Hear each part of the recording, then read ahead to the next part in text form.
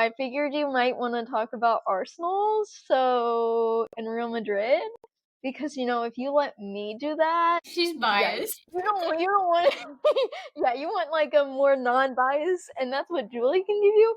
I cannot give you that. So therefore, I'm Anyway, gonna let Julie speak on that. yeah. It's perfectly fine. It's just some nights I can't breathe because I have a nosebleed, and I just got 2 tissues up my nose because they're bleeding, and I'd rather breathe than bleed, so. Me too. True motto. Anyways, welcome back. What? We're back. Bloody noses and everything. This is a I'm eating my hair.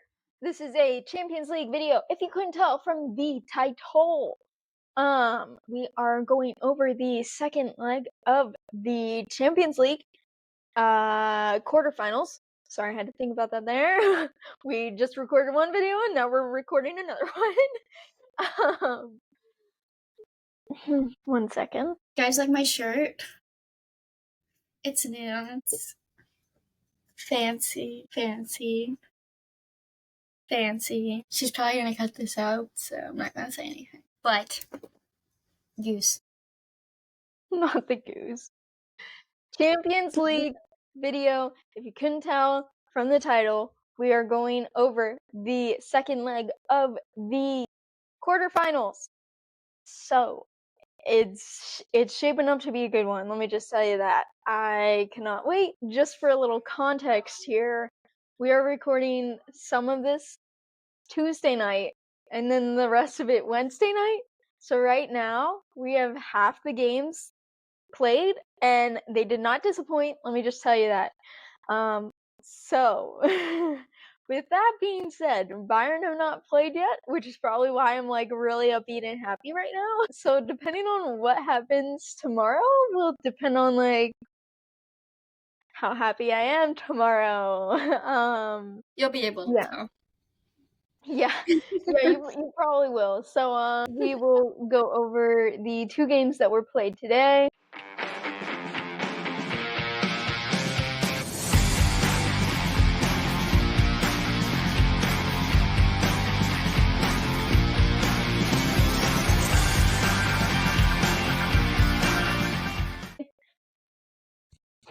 Take it away. So, first things first, we have Dortmund beats Barcelona 3-1. Barcelona advances on aggregate 5-3. It was a very interesting game. Honestly, a shocker. Very lopsided. Yeah. Barcelona had 7 shots, 2 on target, 54% possession, and 4 corners. And then Dortmund had 18 shots, 11 on target, 46 possession, 8 corners, and there was a hat trick from Guirassy? Yeah. And Dortmund's Guirassy was man of the match. It was an interesting game. I mean, I think I was actually, like, in my soul, I was really rooting for Barcelona. And I don't know why. I was just like, oh, I don't know why. I literally could not tell you. I was just like, wow. But Dortmund smoked them. Like, I was watching the game and I was like, y'all did terrible. Like, Dortmund smoked y'all.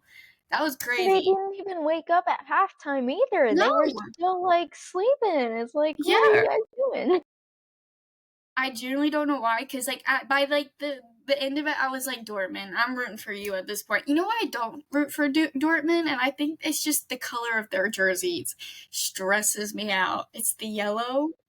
I don't vibe with it. Don't ask me why. I just don't like the color. I thought you were gonna be like, oh, it's because of the Der Klassiker rivalry, and I was like, what? You did not go there at all. No, I just don't like the yellow for some reason. Y'all can hate on me, it's okay. I like Dortmund. It's iconic for them, though. It's just the yellow. Maybe it's just because it's mustard yellow, and that's why I don't like it. I don't know. I like the team. I just don't like your jerseys. I'm sorry. Well, their mascot is Emma, and she's a bee. Oh, I'll take it back. I like bees. But we have Aston Villa beating PSG 3-2. However, PSG advances on aggregate 5-4. This was another close game. Honestly, I think it should have gone to penalties. Villa had this big attempt that, did it get saved or did a corner result out of it? I can't remember. I think it was a corner. Yeah, they really should have scored on the opportunity, and that didn't happen. And I was like, it should be 5-5 right now. Are you kidding me? But it was it was a very well done effort by Aston Villa. So PSG had 14 shots, 7 of which were on target, 66% of possession, and 5 corners. Villa had 17 shots, 9 of which were on target, 34% of possession, and 5 corners. So here's the little weird tidbit that we have about this game was actually a PSG player got man of the match. That was Ousmane Dembele. He was not very thrilled to receive that, and I'm kind of shocked that they didn't give it to one of the Aston Villa players, considering how good that they were playing, and they really I cannot stress enough that it really should have gone to penalties at least. Villa had so many opportunities to, put it on level terms and even score a winner had they had been on level terms. And that just didn't happen at all. So that's really unfortunate. Really? PSG got man of the It's match? over there. Sorry. Everyone keeps coming down. Also, I tend to forget this, but I forget that isn't Prince Williams Yes. an Aston Villa fan? Yeah. And like he would just pop up and be like, "Oh hey." Hey. Anyway, interesting. Yeah, no.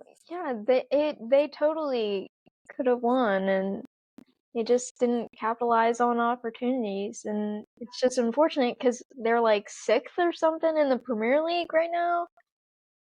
They might be lower than that, honestly. I can't remember. But yeah, it's unfortunate for them that they against one of the bigger teams and they were unable to convert. So there we go. There we go. Did you like that? That's gonna be my transition. Okay. Awesome. Arsenal beats Real Madrid 2-1. Arsenal advances 5-1. So Arsenal had 12 shots, 6 on target, 33% possession, and 4 corners. Bless you. Yeah, sorry. See, guys, this is what happens. We sit down to record, and then it takes us like 20 minutes to record currently. So, also, please ignore my background. I will not be changing it. Sorry, I got distracted by the baby. One from Bukayo Saka and the other from Gabriel Martinelli. Real Madrid had 18 shots, 3 on target, 67% possession, and 10 corners, and a Vinny goal. Also just the fact, like, if you see the scores, like you see like the percentages and stuff, and they still lost. We'll leave that there. I did see a comment on the video though, and I have to say this. Someone said that Real Madrid is just players and not really a team. And I'm gonna let that sink in there because You know what? That's not a crazy thing to say. no, it's not. And then Arsenal's Declan Rice was man of the match, back-to-back man of the matches, and honestly, impressive. Arsenal, I think, has done pretty good the last couple games, and I gotta give it to them. Especially Declan Rice. Yeah. Yeah, so you all know we are Bayern fans. Inter Milan and Bayern Munich tie 2-2. However, Inter advance on aggregate 4-3. Bayern had 20 shots, 7 of which were on target, 63% of possession, and 6 corners. Inter Milan had 15 shots with 6 on target, 37% of possession, and 5 corners. Inter Milan had goals scored by Lautaro Martinez and the former Bayern man himself, Benjamin Pavard. And then our Bayern's goals were scored by our two English players, Harry Kane and Eric Dyer, and Inter Milan's Lautaro Martinez was man of the match. I just have to say, like Real Madrid, but glad that they had a bad week because that took kind of the heat off of us. Yeah. But we can blame ours on injuries. Real Madrid can't. That is true. But the one Inter Milan goal shouldn't have counted because it clearly hit the guy's arm, and then they didn't tell the referee to check VAR to double check that goal. Yeah, that's all I have to say about that because that should have been called.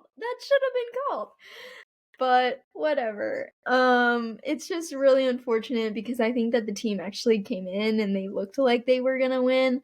But this is what happens when we play Leon Goretzka, and I'm gonna name drop because I'm ticked off. This is what happens when we play Leon Goretzka for a full 90 minutes. And you know what? You guys probably couldn't tell this, but I'm an avid hater. I actually sent this to Julie. This was a tweet that I found. And it says, the haters talked a lot. They said you were washed. We're on a purple patch. Said you can't pass, can't defend, can't shoot, ghosts in big games, and other stuff. And they were right. Great take by the haters. And you know what? I am one of those haters. I never wanted him to start, and we only gave Pavlovich like 10 to 15 minutes in the game. What are we doing? What are we doing? Why did we not sub him on earlier? Because he made a change once he came on, and and Sane did nothing on his wing, absolutely nothing. Why did we not start Serge Gnabry there after his amazing game this weekend? I just don't understand. He scored goals this weekend. I feel like that earns him the right to start. Thomas Muller started. Why did he not start? Right? Other than that, I'm extremely mad. So He is. and you know, we're filming this on a Thursday, so I had like a full 24 hours to, really digest this. Yeah. And I'm still as mad as I was after we lost. I can vouch for that. I mean, I'm a little pissed too, to be honest. I'm still learning everything, but when I saw we tied, I was like, crap. No. And we No. deserve to win. But you know what? At least we have injuries to fall back on, and now we don't have a full workload for the players, so we're missing 3 games. So that'd be 270 minutes of game time, which, I'm not upset about. But how much of a difference is that actually going to make? But this just means the players are going to come into the Club World Cup fired up and we're going to get to watch a good game. And I'm happy about that. And I swear, if we do not get a good game, I'm going to be so ticked off. We need to win it. We need to win it. That's all I'm going to say. And I really hope that we keep on scoring goals.